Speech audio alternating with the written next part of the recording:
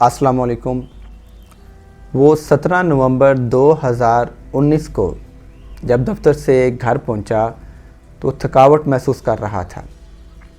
घर में मौजूद थर्मामीटर से जब उसने अपना टेम्परेचर चेक किया तो उसका टेम्परेचर 101 सेंटीग्रेड तक पहुंच चुका था।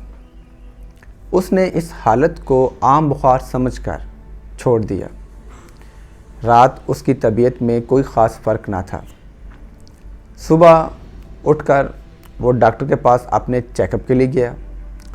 डॉक्टर ने उसके खून के नमूने लिए और वो खून के नमूनों को लेकर उसने लैब में भिजवा दिए। उसकी रिपोर्ट ने दुनिया को एक नए कोरोना वायरस से मुतारिफ़ कराया। ये कहानी चीन के सूबे हुबी से ताल्लुक़ रखने वाले उस शख्स की है जो कोरोना वायरस का पहला मरीज़ था। आलमी इदारा सेहत ने कोरोना वायरस को आलमी वबा करार दे दिया। इस आलमी वबा से अब तक लाखों लोग मुतासर हो चुके हैं और हज़ारों की तादाद में लोग मर चुके हैं। बेशक ये एक संजीदा सूरत हाल है और हम सब को इस वबा से बचने के लिए दुआ भी करनी चाहिए, लेकिन मैं आप सब की तवज्जो दुनिया में मुसलमानों पर मुसल्लत की गई जंगों की तरफ मरकूज़ करना चाहता हूँ। सिर्फ शाम में 23 सितंबर 2014 से लेकर 29 सितंबर 2019 तक अमेरिकी फ़ज़ाई हमलों में सिर्फ 1.25 लाख लोग मारे गए। शाम की इंसानी फलाही तंजीम के मुताबिक 5,86,100 लोगों की मौत वाक़या हुई। 5.6 मिलियन लोग मुल्क छोड़कर चले गए। 6.1 मिलियन लोग बेघर हो गए। 2003 में अमेरिका बरतानिया ने इराक़ पर इल्ज़ाम लगाया कि इराक़ दुनिया में तबाही फैलाने के हथियार तैयार कर रहा है। अमेरिका इराक़ जंग की सूरत में तकरीबन 7.5 लाख लोग मारे गए।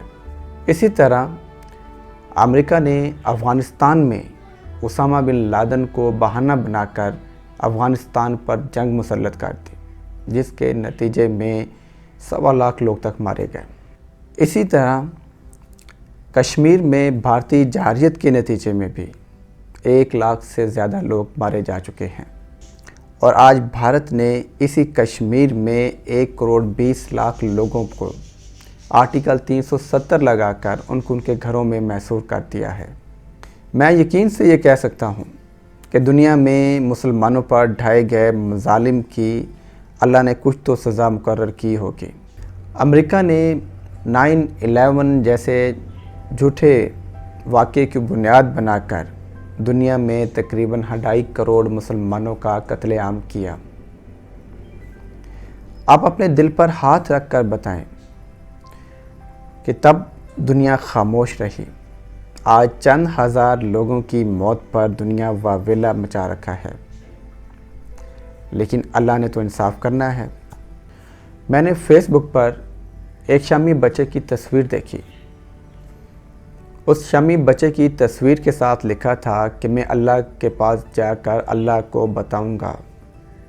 मुझे लगता है कि उस बच्चे ने अल्लाह के पास जाकर हमारी शिकायत लगा दी है और अल्लाह ने भी उसकी शिकायत पर अमल दरामद शुरू कर दिया है।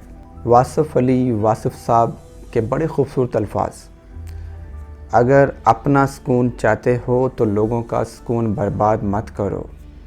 अगर अल्लाह से एहसान चाहते हो तो लोगों पर एहसान करो, और अगर अल्लाह से माफ़ी चाहते हो तो लोगों को माफ़ कर दो, और अगर अपनी निजात चाहते हो तो सबकी निजात मांगो। दुआ है कि अल्लाह हमें आसानियाँ बांटने की तौफीक दे। Thank you very much. अल्लाह हाफ़िज़।